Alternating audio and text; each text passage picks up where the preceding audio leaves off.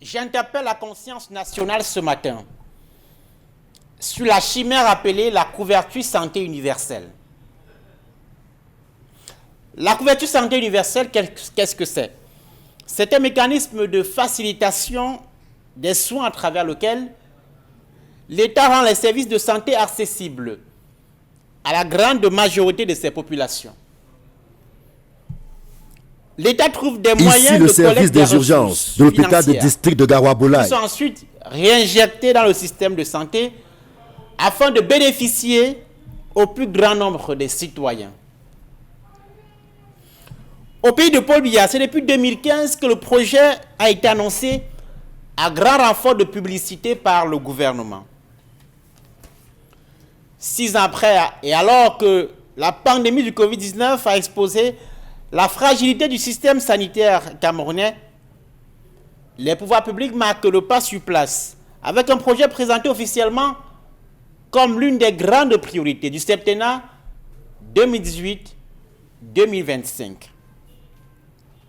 D'après le ministre de la Santé publique lui-même, l'avant-projet de loi sur la question dort paisiblement dans les tiroirs de la bureaucratie à Yaoundé. Ce projet de loi, cet avant-projet doit d'abord être examiné, ensuite déposé au Parlement sous forme de projet. Les parlementaires doivent l'adopter et puis le texte doit être promulgué. Ce n'est pas tout.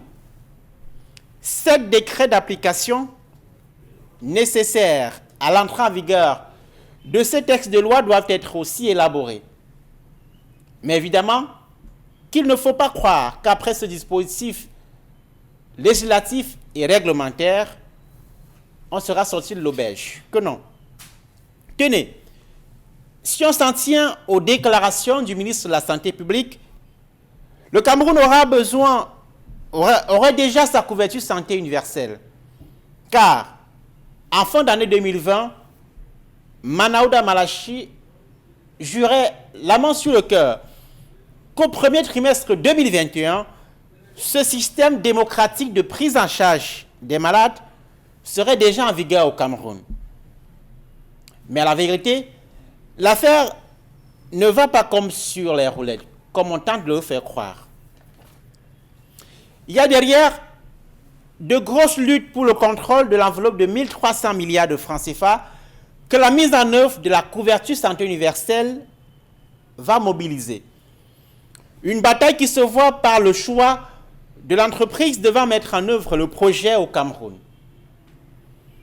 Mais l'une des plus grosses curiosités de cette nébuleuse appelée CSU, c'est que le ministre de la Santé publique ne parle plus des cibles générales, c'est-à-dire la plupart, sinon tous les Camerounais. Il parle désormais des enfants âgés de 0 à 5 ans et puis des femmes enceintes. Un discours officiel qui tranche avec les modalités entendues jusque-là,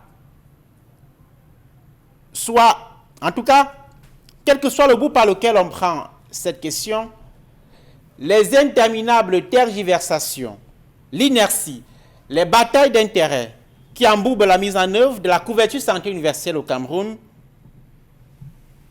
sont révélateurs d'une seule chose. La vie des Camerounais n'a aucune, sinon très peu de valeur pour les autorités camerounaises. Pendant ce temps, les Camerounais meurent faute de disposer de 1500 francs CFA pour un pansement, faute d'un moindre copec pour s'offrir des palettes de Ferragan dans une formation sanitaire, faute de s'offrir des visites prénatales, n'osons pas parler des accouchements difficiles chez les femmes. Cet État-là qui a démissionné de ses missions les plus basiques, précisément là où on l'attend, est très mal placé forcément pour donner des leçons de patriotisme et de solidarité à qui que ce soit. À demain.